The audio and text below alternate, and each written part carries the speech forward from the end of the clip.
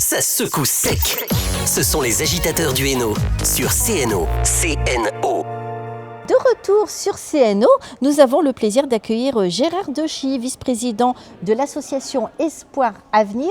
Il est accompagné de Laurie Boulange, chargée de développement. Bonjour à tous les deux. Bonjour à vous et merci de l'invitation. Je vous en prie, je vais m'adresser à vous, Gérard. L'association, c'est une association de l'économie sociale et solidaire. Elle a été créée quand, par qui ? Et quel est son but ? Alors, il se trouve que je suis le créateur. C'était en 89, à l'occasion des élections municipales. On avait indiqué qu'on réussirait le I de RMI, c'est-à-dire que le RMI avait été mis en place en 88 et en 89, il y a des élections municipales et on indique que l'équipe qui se présente pour le renouvellement du mandat indique qu'elle va travailler sur l'insertion des allocataires du RMI. Le point de départ est là. Donc l'association est née officiellement en 90, mais le démarrage c'est début 89. Sur quelle commune ? Alors, effectivement, donc Espoir c'est un acronyme qui était Écopon Solidarité pour une insertion réussie. L'idée était celle-là, de faire en sorte qu'on puisse remettre les gens au travail, puisque effectivement, une fois élus, on a demandé aux gens ce qu'ils voulaient, et ils nous ont demandé du boulot. C'est à partir de là qu'on a... Et du boulot dans quel domaine ? Du boulot dans le bâtiment et dans les espaces verts. Et donc c'est à partir de là qu'on a cherché des solutions. On avait une page blanche et on a démarré en se retournant vers le conseil municipal en disant voilà, maintenant qu'on a pris les engagements, comment on y va ? Et dans le bâtiment et les espaces verts. Et alors les deux solutions qu'on a trouvées, c'était d'une part... on avait des maisons vides qui se dégradaient et donc j'ai proposé au conseil municipal d'acheter des maisons et de les retaper par les allocataires du RMI. Et pour ce qui est des espaces verts, c'était en gros intervenir chez les pensionnés mineurs qui avaient des jardins à entretenir et qui n'avaient plus la force. Et donc c'est ainsi qu'on a démarré l'activité. Et à ce jour, donc, l'association est devenue Espoir Avenir suite à une création d'entreprise d'insertion qu'on a arrêtée par la suite. C'est pour ça que le nom a changé et on a déménagé à Fresnes pour avoir un espace plus grand récemment. Vous êtes développé. Quand l'association a été créée, quel était le marché du travail à cette époque-là ? On était... Ça, peut-être qu'il y a peu de gens qui s'en souviennent, à 35% de chômeurs sur la zone. 35% de chômeurs dans le Valenciennois à l'époque. C'est-à-dire que c'était des charrettes de 1000 personnes qui partaient d'un coup dans la sidérurgie, notamment. Valouec, Denain, Usinor, etc. Ça a été une période critique. C'était dramatique. C'était dramatique. Et donc les gens se retrouvaient du jour au lendemain sans collectif de travail, se retrouvaient isolés et inutiles. Mmh. Il y a quand même un besoin de soutien psychologique derrière ça. C'est clair que ça détruit les personnes, ça détruit l'environnement au niveau familial, au niveau des enfants, au niveau du voisinage. Et d'ailleurs, on aura le temps de reparler, mais les gens, quand ils viennent à Espoir, ils nous disent ça nous a apporté ça, que de retrouver un travail. C'est pas seulement le travail, c'est aussi un nouveau collectif, c'est aussi... une nouvelle formation. Pour beaucoup, c'était aussi, à cette époque-là, où aussi il fallait faire une reconversion, quoi, finalement. Oui, absolument. Mais, beaucoup de structures fermées, et puis il fallait se reformer sur autre chose. Oui, alors c'était le but premier n'était pas forcément de les former à un autre métier de suite. Le but c'était de répondre à leurs demandes, et leurs demandes c'était du travail dans ce secteur-là. C'est pas pour autant qu'il y avait du boulot, des emplois dans le bâtiment. Ça a continué à dégraisser fortement après la création d'Espoir. Et d'ailleurs, dans la foulée, on avait créé une entreprise d'insertion parce qu'au bout de 2 ans, On avait des contrats qui pouvaient durer 2 ans à l'époque. Au bout de 2 ans, ils étaient de nouveau au chômage parce que le bâtiment n'embauchait pas les gens qui avaient montré leur capacité et leurs compétences. On rénovait les maisons de fond en comble, hein, jusqu'à la toiture, le chauffage, la totale, quoi. Et justement, c'était quoi les étapes d'accompagnement, enfin, on va dire avant et aujourd'hui? Et comment ça a évolué justement? Alors, comment ça a évolué? Je vais laisser Laurie dire comment ça fonctionne aujourd'hui, mais grosso modo, à l'époque, on prenait les personnes qui avaient envie de travailler. Point. L'accompagnement se faisait à travers l'occupation. Et ils se remettaient debout à travers l'occupation. Aujourd'hui, on a des conseillères en insertion professionnelle, des psychologues. À l'époque, c'était le président qui s'occupait en gros de tout. On avait des personnes qui étaient bien plus motivées qu'aujourd'hui pour reprendre le travail. Alors peut-être expliquer aujourd'hui comment ça se passe. Laurie, quel est votre rôle au sein de l'association ? Alors moi, je suis chargée de développement depuis bientôt 5 ans au sein d'Espoir Avenir. Je suis arrivée le 10 juin 2021. Mon objectif à Espoir Avenir était de développer une nouvelle activité, un nouveau support d'activité pour répondre à la fois aux besoins du territoire, aux besoins des entreprises et créer toujours des emplois non délocalisables au sein d'Espoir Avenir. Aujourd'hui, l'accompagnement, contrairement à ce que Gérard a dit, les gens ne viennent pas juste travailler à Espoir Avenir. On vient travailler, mais on vient aussi travailler son projet professionnel. C'est-à-dire que les gens qui arrivent chez nous signent un contrat, un CDDI, comme l'a dit Gérard. Ils sont à 24-26 heures semaine sur chantier. Et à côté, les personnes doivent travailler leurs freins d'accès à l'emploi. Les freins, c'est la santé, c'est le logement, c'est la garde d'enfants, c'est la mobilité, c'est l'illettrisme, c'est plein de freins qui empêchent l'accès à l'emploi.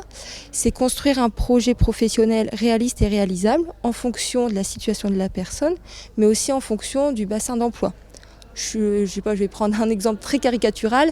Je veux être astronaute, ça ne va pas fonctionner sur Valenciennes. Voilà, il faut faire un projet professionnel qui soit cohérent et adéquat avec la situation et adapté à la personne. Les besoins du territoire. Voilà, par exemple, on peut rencontrer une personne qui est parent isolé, mère ou père, qui a 4 enfants en bas âge. Si la personne veut faire un emploi logistique avec les 3x8, ça ne va pas aller avec la garde d'enfants.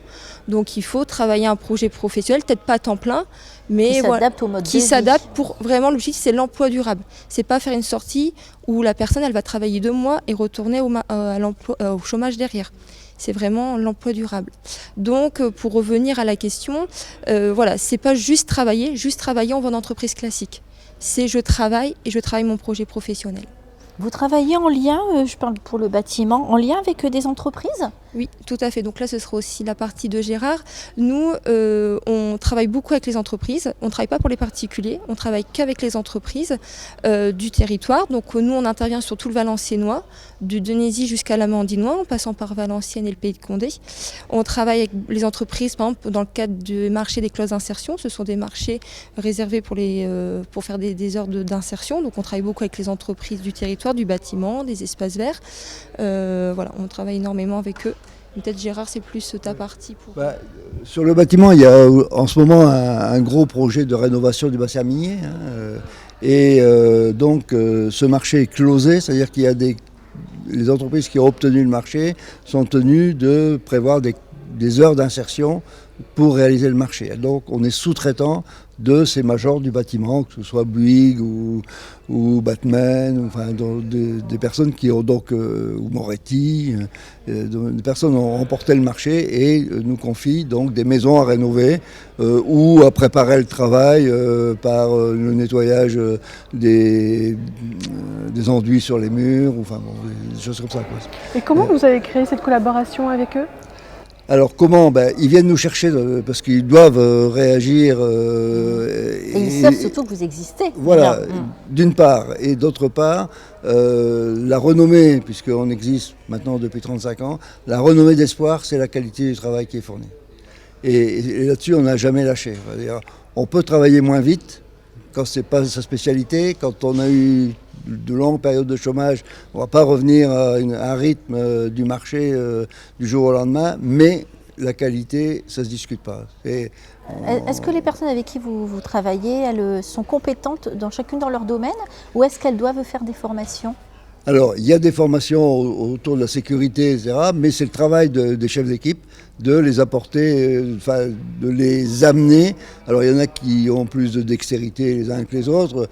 On répartit les tâches en fonction aussi des compétences, et puis aussi des postures, parce qu'il y a des boulots plus pénibles les uns que les autres. Donc, ça dépend aussi de ce qui s'est passé avant et des capacités au niveau du dos, au niveau...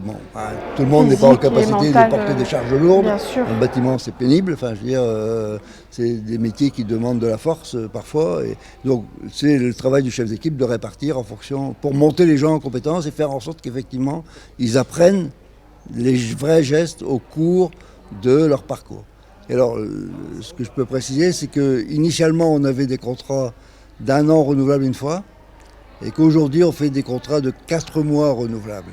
Et à chaque fois, à l'issue du contrat, il y a un parcours, il s'inscrit dans un parcours, et il y a une dynamique qui est enclenchée pour les 4 mois, un engagement réciproque entre la personne et l'association et l'entreprise, parce qu'on est une entreprise, pour faire en sorte qu'on ait des exigences de plus en plus importantes au fur et à mesure qu'ils restent dans l'entreprise, parce que leur volonté, c'est pas de rester, c'est peut-être de rester, mais nous, notre volonté, c'est qu'ils passent dans l'entreprise et qu'ils en sortent avec des compétences acquises.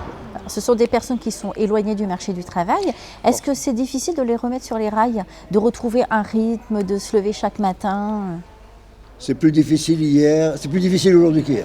Je voulais dire là-dessus, justement, vous avez évoqué la motivation, qu'est-ce qui a changé, oui. Je pense que le rapport au travail a changé dans notre société.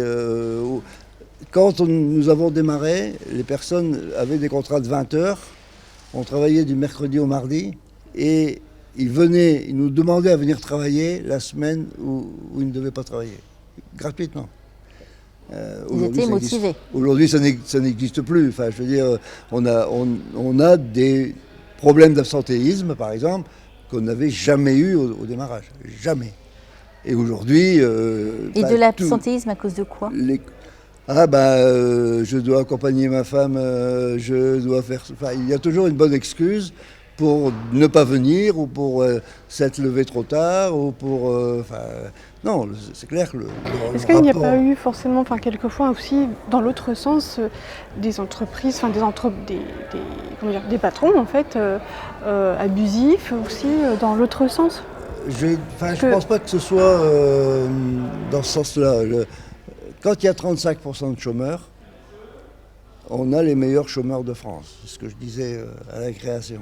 Quand il y a 8% de chômage, ça n'est plus les mêmes personnes qui sont sans emploi que celles qui l'étaient il y a 35 ans. C'est-à-dire qu'aujourd'hui, on attaque le noyau dur et, comme l'a dit Laurie, les personnes ont des handicaps autres que d'avoir perdu le travail. Et des problèmes de santé à régler, des problèmes de mobilité à régler, des problèmes de logement. Et tout ça fait que les freins à l'emploi sont sans doute plus importants aujourd'hui qu'hier. Alors, quelles sont les conditions d'éligibilité ? Tu sais tout par cœur ? Alors, pas tout par cœur. Alors, les conditions d'éligibilité, en fait, il y a des niveaux prioritaires.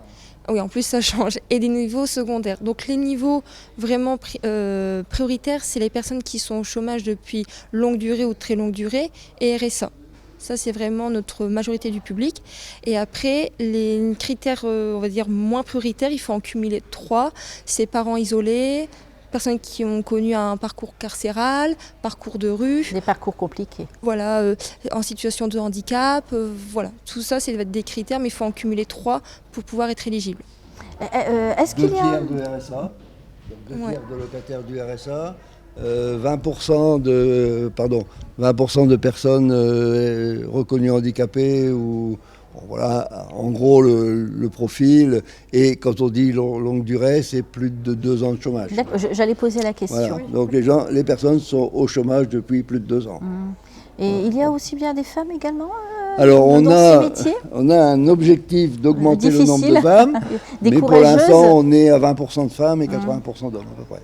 78 pour être précis. J'ai noté les métiers éco-pâturage. Oui. Qu'est-ce que c'est? C'est des biquettes qui font le travail à la place des gens. D'accord. Grosso modo, l'idée, c'est effectivement, plutôt que de passer la tondeuse, c'est de passer des boucs et des chèvres. Sur des terrains qui sont soit des terrains de la DIR, enfin donc de l'équipement. Mais on en voit sur le secteur. On nous voit par exemple c'est ça. sur le rond-point de l'autoroute. On nous a vus récemment sur la trouée d'Arambert pour Paris-Roubaix. Bon, voilà. On intervient dans des usines le long des berges de l'Escaut. Voilà. Donc l'idée, celle-là, c'est de faire en sorte qu'il y ait un travail qui soit fait par les... Et pas avec des machines. Et pas avec des machines. Et avec des personnes qui accompagnent les animaux.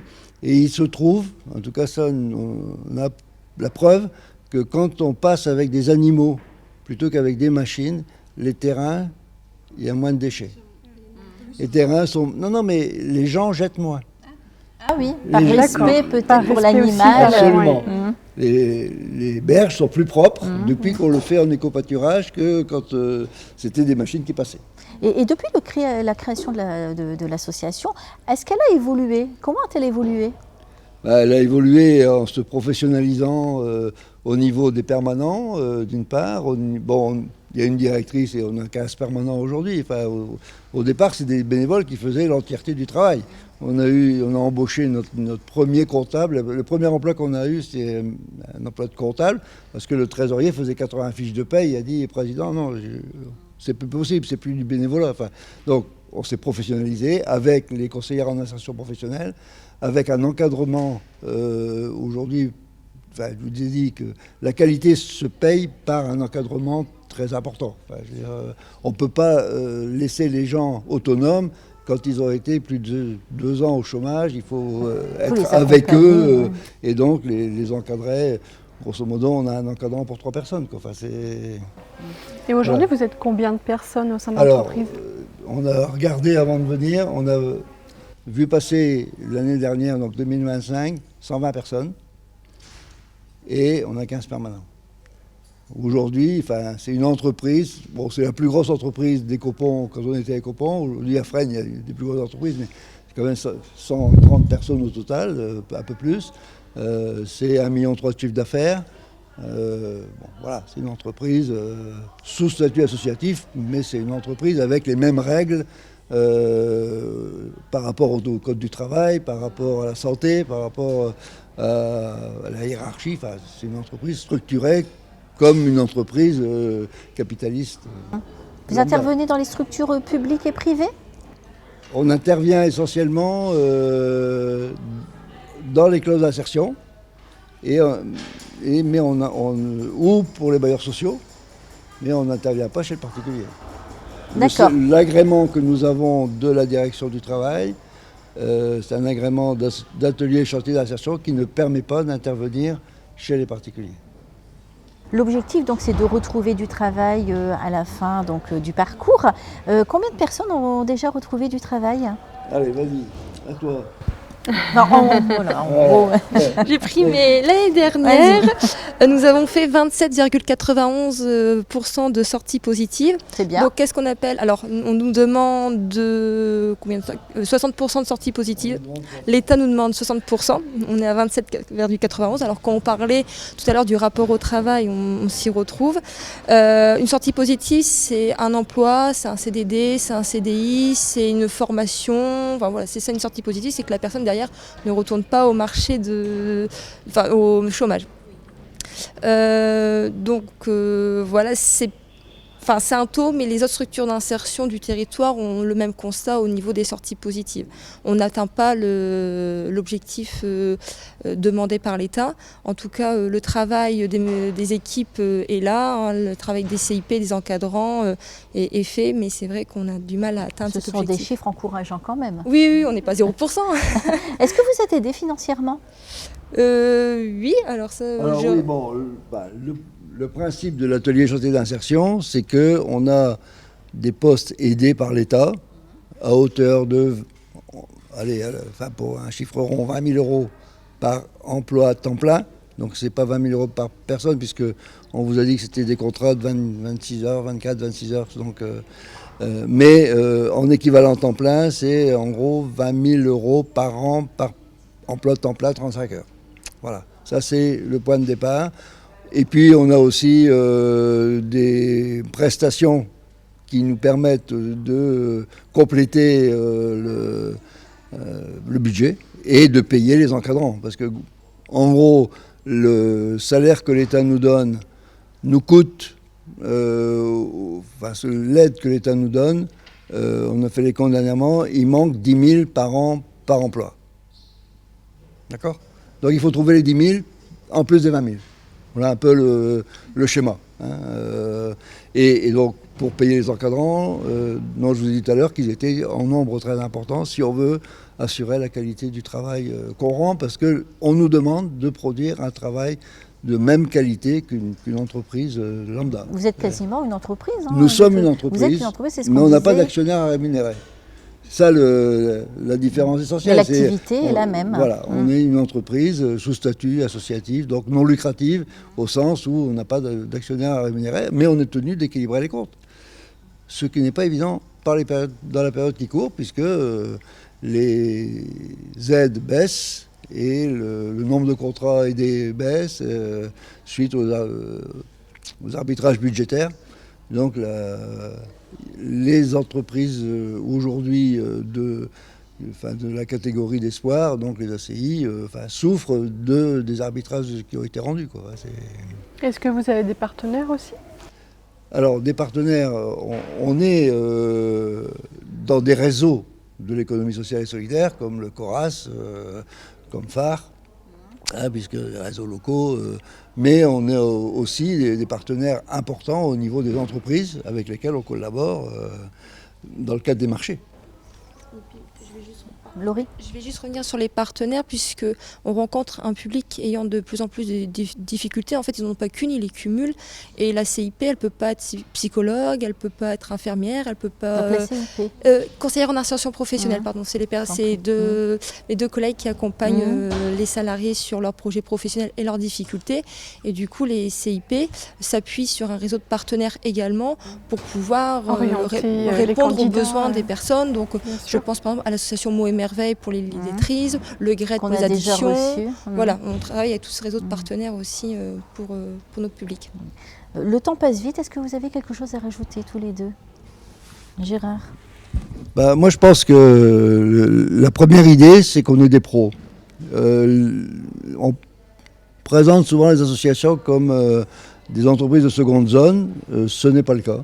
Une entreprise comme Espoir se positionne clairement pour rendre un travail de qualité à la hauteur de ce qui est exigé par nos demandeurs. Deuxième idée, effectivement, c'est que depuis 35, 36 ans maintenant qu'on existe, c'est autant de millions d'euros qui ont été apportés. On est je vous ai dit tout à l'heure, 1,2 million à peu près de chiffre d'affaires. C'est autant de millions qui ont été apportés sur le territoire, parce que les personnes qu'on fait travailler, elles ne vont pas dépenser leur argent en Espagne ou à l'île Maurice. Enfin, je veux dire, c'est des personnes qui dépensent sur le territoire et qui font vivre le territoire. Donc, et quand on interroge les gens, ils nous disent « j'ai appris quelque chose, j'ai monté en compétence, mais surtout, j'ai retrouvé un collectif de travail, j'ai changé d'amis, je n'ai plus les mêmes fréquentations qu'avant, je me dispute moins avec mon épouse ». Ils ne disent pas comme ça, mais ils disent « m'engueule moins avec ma femme ». Clairement, c'est le verbatim, c'est celui-là. Et mon voisin me dit bonjour parce que le matin, je me lève pour aller bosser. Enfin, donc, c'est pas seulement un travail qu'on donne aux personnes, c'est dans ce parcours, on redonne la dignité aux gens. Et moi, j'ai coutume de dire que quand ils sont passés par Espoir, ils sont plus grands. Parce que quand ils rentrent, ils sont un peu brisés par le chômage. Et que quand ils sortent, ils ont plus envie de réussir une autre page de leur vie, quoi. En tout cas, Espoir Avenir a un bel avenir devant lui. Eh ben, merci. C'est très utile ce que vous faites et merci à tous les deux. Merci. Les agitateurs du Hainaut est rediffusé le dimanche entre 22h et 23h. Vous avez la possibilité de nous suivre sur Facebook Live et YouTube Live. Ça secoue sec. Ce sont les agitateurs du Hainaut sur CNO. CNO.